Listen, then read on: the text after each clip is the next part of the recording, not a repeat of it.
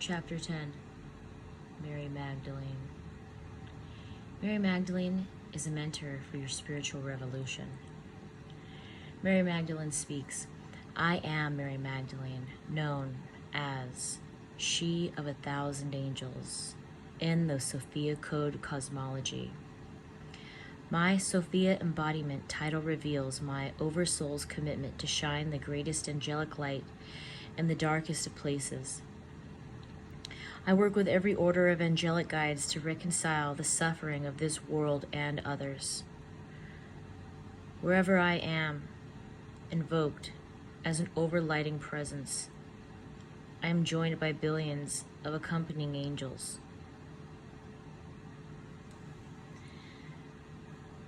My divine feminine Christ embodiment of Sophia rocked the ancient world in which I served.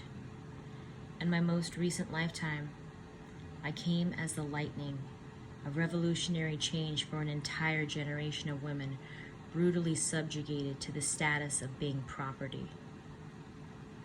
My mother was a wise woman who privately maintained her worship of the divine feminine according to the lineage of her grandmothers. During her pregnancy, she received multiple messages from seers who predicted my birth as a returned prophet.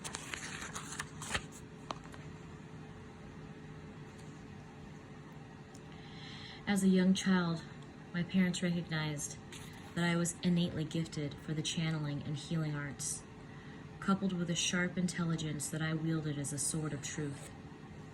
I was born as an awkward being, with the psychic development of many lifetimes already activated within my body.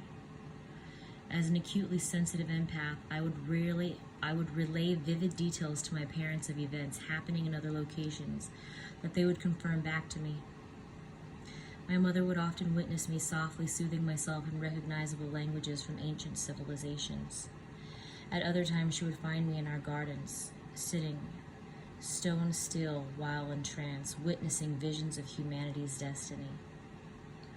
Although I was uniquely raised with wealth, status, and a secret education that honored the divine feminine, the first part of my life was spent cloistered far away from interacting with most people in any public spaces.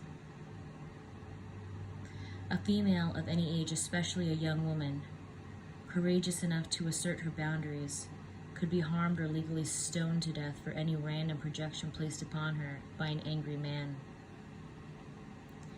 My parents encouraged me to cultivate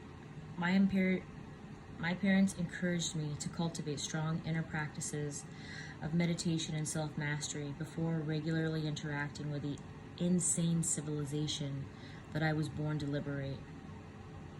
The wealth of my family afforded me options unavailable to most girls of my time. Along with extensive home studies led by my mother, I traveled each year with my father to secretly train at mystery school temples in Mesopotamia, Egypt, and India. On these journeys, I would meet other young women who were afforded these same rare opportunities. I often felt so lonely in my unique lifestyle that I would fill the chalice of my heart with these precious memories of spending time with others my own age. I would drink deeply from these memories in my time back home. As a maturing young girl, home would often feel like a cage after returning from my travels. But I took solace by meditating in our secluded gardens for hours. I would practice everything that I learned in the mystery schools, cultivating an authentic relationship with myself. On the inner planes, I would meet with my mystery school friends, my ascended master mentors, and countless beings of light from a wide spectrum of angelic orders. I received many messages and visions that I would one day meet far more of my soul family, a community of individuals that were as gifted as I was. Further, the many angels that I would engage with in meditation would often share that I had come to shine a great diamond light to the hearts of many suffering people. Searching my heart, I always felt the truth in these messages. My heart ached as I would witness the brutal sufferings most of my people were surviving, both from the Roman occupation as well as from the self-righteous Pharisees of our own people's ruling class.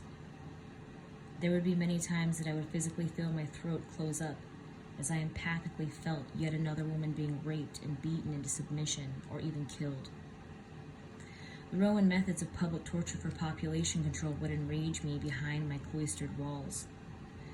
My mother knew the agony of my true feelings, for this was an undeniable anger for her as well.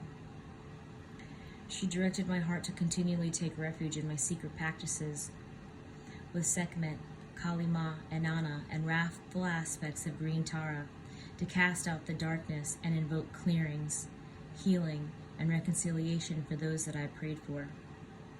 As my mother would watch me pray, a great light would go out from my body to join in the angelic ranks that I would invoke for the healing of others. As I grew into a beautiful young woman of marriageable age, I was afforded another extremely rare opportunity due to the wealth of my family. I was given the right to inherit my mother's fortune passed through her grandmother's lineage, as well as the right to choose if marriage was appropriate for me. My father promised my mother that I would never be forced into an arranged marriage and that I would always be supported in my spiritual training regardless of my marital status. In all of Palestine, I was one of a handful of women afforded such protection and personal authority. I happily opted out of a young marriage and chose to continue in my mystery school training. I also yearned to experience my spiritual studies by living in a community of allies and friends. My father had often spoke of our family relations at the Mount Carmel Mystery School, and my curiosity yearned to live beyond the walls of my safe childhood compound. I arrived at Mount Carmel at an unusual age for their curriculum of initiations, yet I committed to my new life with the passion of a young woman embracing her independence. I also continued to travel with my father, returning every year to my mystery school's training. In Egypt, I deepened as an initiate in Isis lineage of ceremonial magic and oracular activism, tracking moon cycle empowerments within the rhythms of my body. I mastered tantric breathing practices that circulated my sexual energy into higher states of consciousness that cultivated the precision of my already activated psychic gifts. Although my Kundalini training was rigorously demanding, I thrived in the wings of Isis' secret magi teachings. As I grew in strength and stature, I also received deeper initiations in the hidden teachings of Sekhmet Hathor. Mary Magdalene prepares for her mission. When I would return to the Essene monastic life of Mount Carmel, my richly ornamented personal expression would be exchanged for the simple robes of an initiate. However, my simple robes could not diminish the radiant and cultivated goddess embodiment that I had become in myself. My face shone as an angel, and my dark eyes flashed with the secrets of the desert. With long muscular arms, my body would seem to dance as Kali upon Shiva without a single movement. I was a riveting enigma for most of the monastery. Only a few master teachers leading our humble community could see how sophisticated the mission was that I was preparing for. Learning to live in a community was a far different experience than I had anticipated. It required a daily surrendering to social constructs that were foreign to my privileged upbringing. Women and men were treated equally, yet there were rigorous rules that I had to adhere by.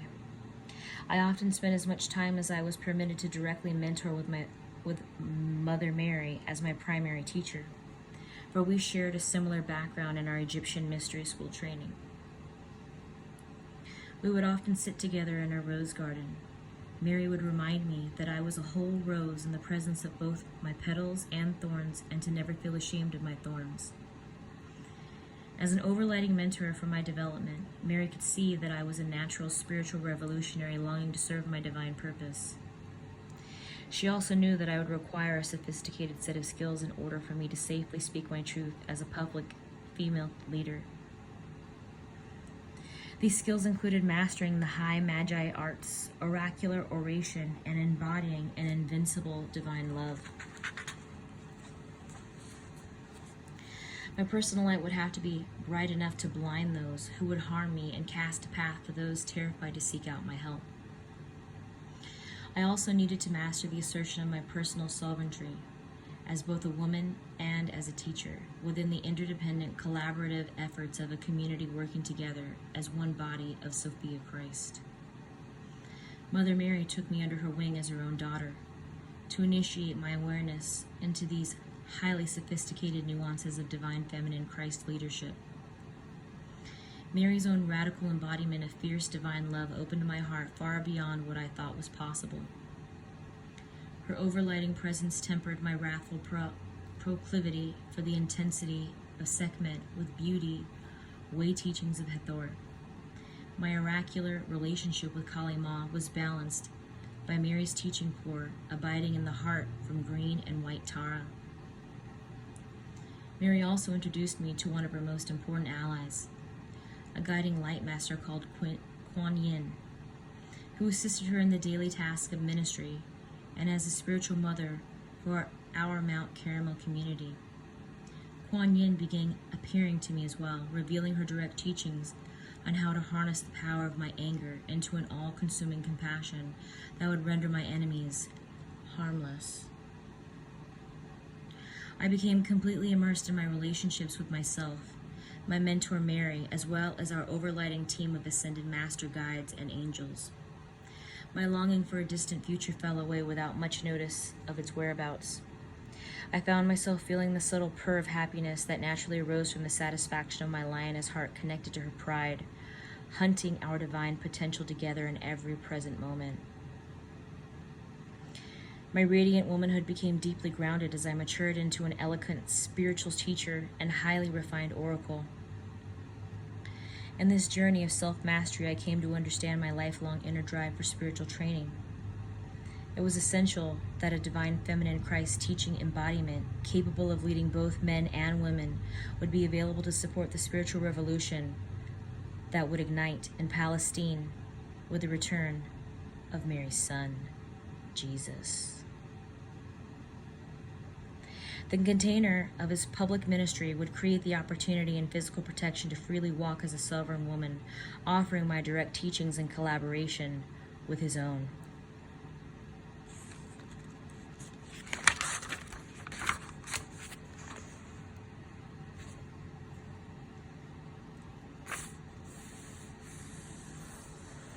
Other than my extraordinary father and a few living masters that I had trained with, my experience of men as spiritual allies had been relatively disappointing. My diamond-faceted mind and acute psychic perception intimidated even high-level male teachers and our Essene order. Out of enduring respect for my mentor, I wanted to believe that Mother Mary shared with me about her son, but I withheld my full belief in his ability to lead us until finally meeting him in person.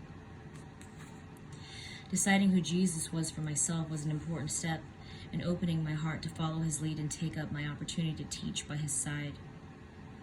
I was a wealthy, independent woman with an extraordinary education, and I did not have to answer this call to embody the divine feminine Christ as a supporting teacher in his movement. I needed to intuitively experience his own embodiment of both the divine masculine and the divine feminine Christ energies, to trust that serving in alignment with his ministry was the best use of my gifts and life force. The door opens for Magdalene's public ministry. The night before I met Jesus, he appeared to me in a vivid, lucid dream. In the dream, I was embodying the voracity of Sekhmet hunting down demons that prey on women in Jerusalem. Catching the demons in my mouth, I would maul and tear them apart. I would then return to the woman, licking her wounds clean, and push her back up on her feet with my broad lioness head. In the dream, this happened 3 times, with 3 different women. I prepared to depart from the third woman, leaving her in the care of my supporting angelic guard. My lioness body began to shift back into human form, with just my blood-stained lioness face remaining. As I turned to leave, there stood Jesus before me. His smile felt so familiar to me. It was as though part of my own soul was smiling back at me. I felt my whiskers and my sharp fangs recede back into my human face. I stepped forward to greet him as a woman honored by his smile for my great works. He lightly touched my third eye in a familiar mudra and whispered, "It is safe to follow me. I know how your great gifts will liberate the suffering of many. I am here to prepare the way for you to walk this journey with me, side by side, in our shared mission. Your passion for Sophia will not be dishonored by following me. I am here to create safety for the collective gifts of our whole family of light to rise as one body. Allow me to make the way ahead easier for your wisdom to be shared with those who need you." I woke up from the dream just as the sun was rising. As the lucid landscape receded, I heard the roars of Sekhmet's lioness pride announcing a new chapter in my life. The following day, I met Jesus in person at a wedding that Mother Mary had asked me to attend with her. Jesus embodied such ease with himself and everyone around him. I found myself watching his every movement with a secret awe. Our conversation with one another seemed to occur in multiple languages simultaneously without many words at all. Although Mary formally introduced us, we spoke telepathically to one another for most of the wedding, enjoying the companionship of each other's highly refined intuitive gifts. His christened embodiment was immediately recognizable to me, and yet I enjoyed how casually he allowed himself to be accessed by everyone in the room. His soul carried the sense of India, Tibet, and Egypt from his own mystery school training. I psychically tracked the similar and complementary codes from multiple ascended cultures that we shared between us, which created a highly harmonic resonance for the wedding guests. In our orbit around one another, I experienced multiple flashes of future memories in which we were speaking to thousands of spiritual seekers in large fields and hidden temples.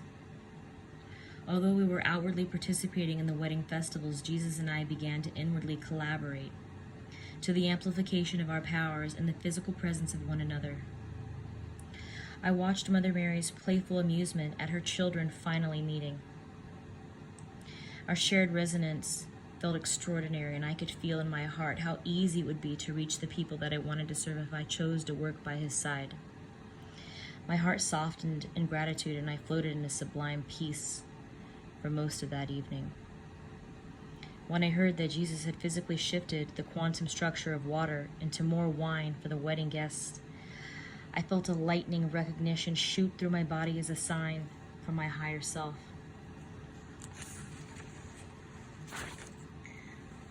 With this first demonstration of Jesus' sovereign power, I knew that everything I was preparing to offer in my embodiment of the Divine Feminine Christ would begin now.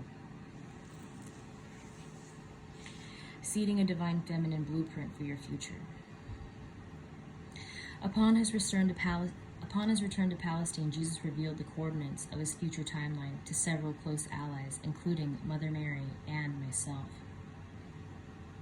The knowledge of our brief opportunity to work together created a riveted focus within me for fulfilling my purpose and maximizing my personal practice. We lived an entire lifetime over the next 3 years, fulfilling prophecies and commanding miracles for the liberation of thousands. Time completely dissolved as we focused upon maximizing every available moment we had in our public ministry together before Jesus' demonstration of the crucifixion and his physical ascension. Almost immediately, we began training and initiating male and female disciples to prepare for the flood of seekers that would hear of Jesus' miraculous healing abilities. We had a core inner circle of devotees that would assist us in training an outer circle of many more initiates. The combined quantum energy field that Jesus and I created in our highly refined work together magnetized people to join our movement from around the country and also from other parts of the world. I used my high tantric training for alchemizing large amounts of internal life force, as well as transforming the full spectrum of outer energies that were magnetized to our ministry into an abundance of usable, positive, creative energy for our spiritual movement. My tantric practices were also consecrated to building an energetic momentum for Jesus' message to reach the first wave of global network. Eventually, the crowds that we drew to receive our teachings across Palestine required enormous fields to accommodate the increasing number of people that were coming to be healed and initiated. My father's network of wealthy landowners became quite useful for orchestrating locations that we could safely teach from on privately owned property. At my request, my mother also gave me a large portion of my inheritance prior to her earthly departure. I contributed these resources to the feeding, funding, and coordination of the many logistics required for such large gatherings to take place. Along with Mother Mary, Jesus became my greatest friend and spiritual ally. At our large gatherings, we would often sit side by side, yet at a designated distance, co-directing the collective consciousness of the large crowds. Our individual embodiments were so magnetic that those who were meant to receive healing work, empowerments, and teachings directly from me would line up before me. Those ready to receive their empowerments directly from Jesus would line up before him. Our disciples and initiates would encircle us and assist as needed. The sight of a female teacher sitting in a full lotus posture in equal status with a highly respected male teacher was unheard of in our society. Yet Jesus' multidimensional presence was a divine masculine force of nature. He would enfold the masses in his golden white light of Sophia Christ consciousness. This would temporarily assuage, elevate, and accelerate the crowd's awareness beyond judgment so they could clearly see and access my offering beyond gender. My auric field would also expand as well to clear and soften the hearts of the people to Jesus' work. I felt an incredible loyalty to Jesus, which inspired me to psychically clear many lower level entities and demonic energies attached to the suffering seekers attending our gatherings before they even arrived. In my meditations, the orders of angels at my command would be sent forward to honor and prepare the way for his arrival at a gathering. I also used the diamond light body of my higher self to elevate and amplify the crowd's awareness of the many dimensional realities that Jesus and I were teaching about. When I would offer teachings or healing empowerments, a great momentum of Sophia's Holy Spirit would descend through me, and her immaculate Shekinah light would overflow from the chalice of my heart. Women would often lay down to rest their weary souls around me, drinking deeply from the overflowing Holy Spirit transmission pouring through me. I was wise as a serpent and gentle as a dove, as I carefully listened to and followed my higher self's constant instruction on which divine qualities of my key code transmission that I was to embody in each present moment.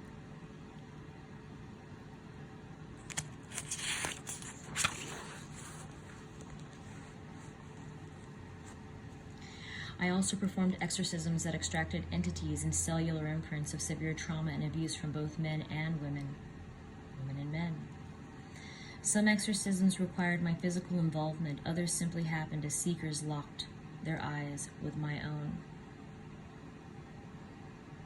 My eyes would transport the seeker through an instantaneous series of initiations that would cleanse their awareness to let go of the demons housed within their body.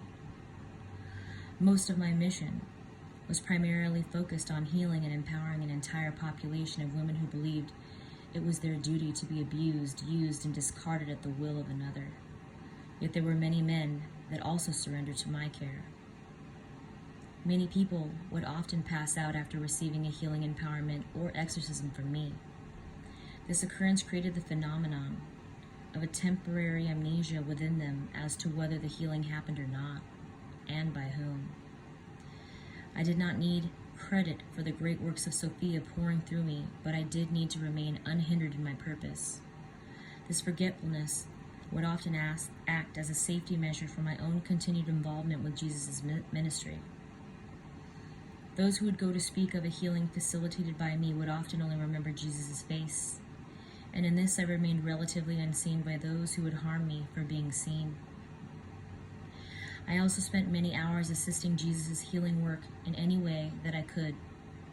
For the many women that needed divine masculine healing, initiations directly from Jesus, I became an associated safe face that invited them to trust him and come closer to what he was offering their hearts. I was deeply moved by his divine love and great compassion for the heartbreak of women. Witnessing his unconventional acceptance, supportive presence, and incredibly generous healing activations also healed painful memories from other lifetimes within my own heart. I never felt that I was beneath him or in servitude to Jesus in any way. His integrity was immaculate, and his devoted acts for reconciling the divine feminine went above and beyond every day. Our spiritual alliance encoded humanity's collective consciousness with a true template for the reconciliation of the divine masculine and divine feminine Christ energies. Our constant focus upon service and uninterrupted work revealed the power of how men and women can access their divinity together, rising above base cultural survival strategies to serve a mighty good in wholeness and integrity with one another. We were both so filled by the Holy Spirit pouring through us that our daily experiences of working with one another created a blueprint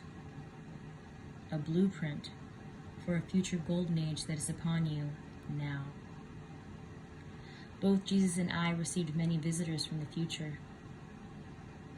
They would assure us that the seeds were sowing together for the awakening of humanity,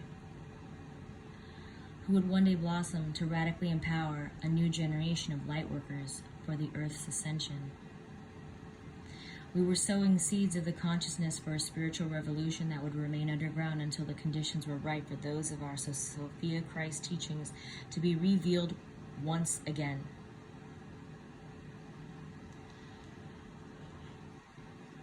We both had many visions of the time that you are living in now. And my visions I saw that the sophisticated Magi Mystery School techniques that we used to safely offer our public ministry together as a man and woman would one day no longer be needed. I also witnessed that after Jesus' ascension, much of what we were teaching would be misunderstood and misused for centuries to come.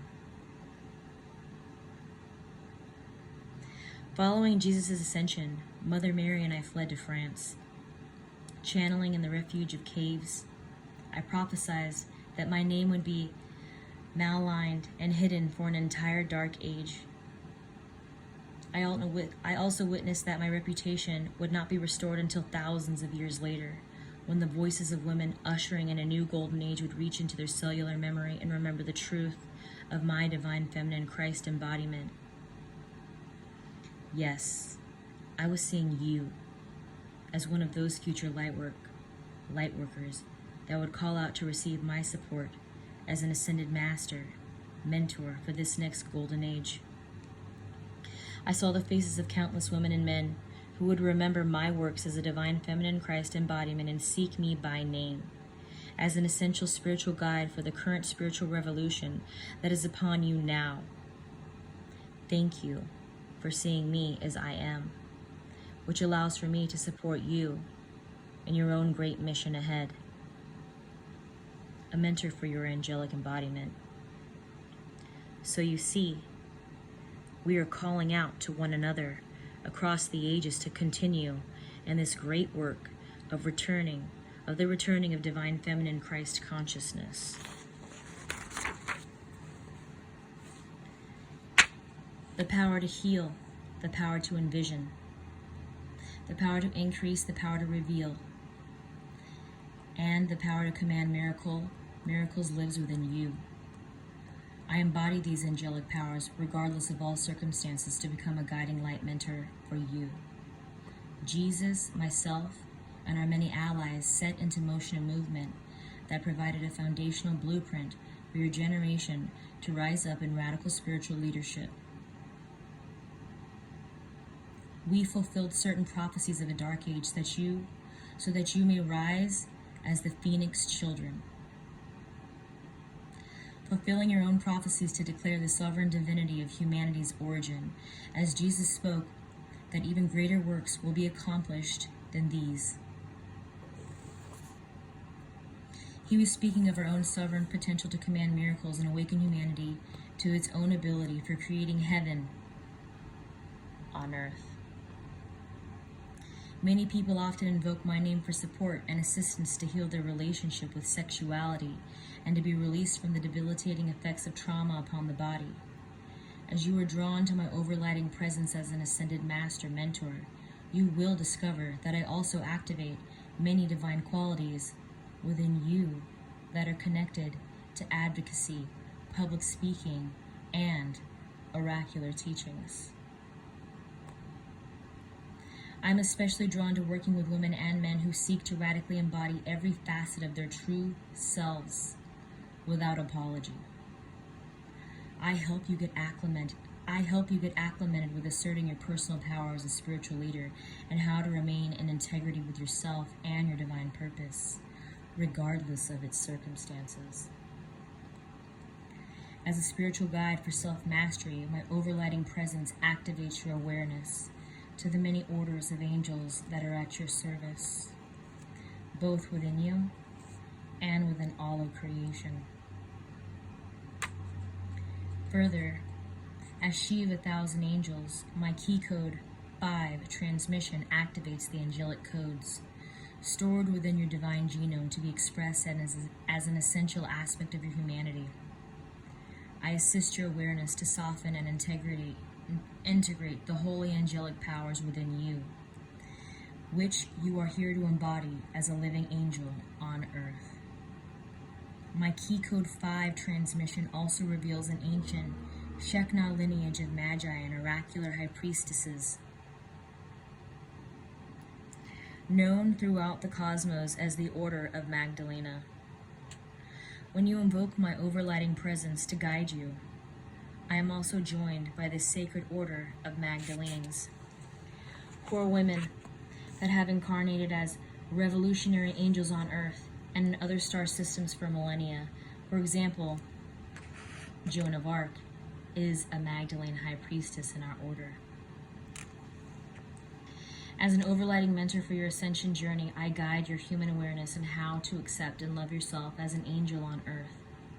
The angelic light that shines within you is here to dissolve the darkness of ignorance, greed, fear, and annihilation through your radiant embodiment of invincible divine love. Allow me to offer you the unconditional support of my entire lineage as you boldly step forward upon your own heroic path to embody a diamond light that devours all darkness, blighting the precious heart of humanity. My initiates associate with me with the divine feminine water and blood mystery rituals of the Holy Chalice, many of which originate from Isis Magi teachings. In my Magdalene lineage, the chalice is a powerful symbol that represents your body being the temple for the Holy Spirit. If you feel magnetized to me as your mentor, you will also feel drawn to working with the chalice mysteries and their associated symbolism. When you commit to mentoring with me, I transmit these Sophia Magdalene Mystery School teachings to you as an initiate. I'm here to guide you on how to purify and consecrate your heart as a chalice for the overflowing healing power of your own higher self's diamond light body. You are an angel on earth, and I am right here by your side, supporting your prayer to be an essential leader in this divine feminine Christ movement.